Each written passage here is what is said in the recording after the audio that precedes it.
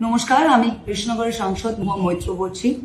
আমি সবাইকে সচেতন করতে চাই এবং আপনাদের অবগত করতে চাই যে ভারতবর্ষের বিভিন্ন বিজেপি শাসিত রাজ্যে বাংলা ভাষা বিরোধী একটা আন্দোলন চলছে এবং যারা বাংলা ভাষী, যেই বাঙালি পর্যটক, বাংলার পরিযায়ী শ্রমিক যারা বিজেপি শাসিত রাজ্যে রাজস্থান, মহারাষ্ট্র, উড়িষ্যায় আছে, তাদের উপর আক্রমণ করা হচ্ছে।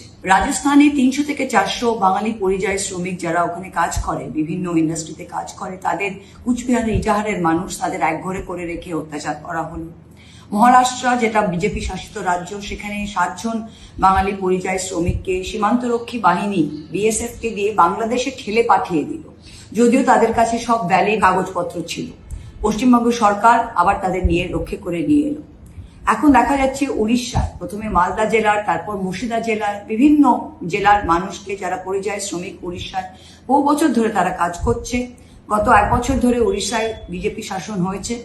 এখন দেখা যাচ্ছে বহু উড়িষ্যার জেলায়, যেমন ভদ্রক, জগৎসিংপুর, পারাদ্বীপ পোর্টের কাছাকাছি, কটক এলাকার আশেপাশে দেখা যাচ্ছে যে বাঙালি যারা বাংলা ভাষা বলছে তাদের উপরেই আক্রমণ করা হচ্ছে, তাদের উপরেই অত্যাচার করা হচ্ছে, তাদের বাংলাদেশি বলে একটা তকমা দেওয়া হচ্ছে।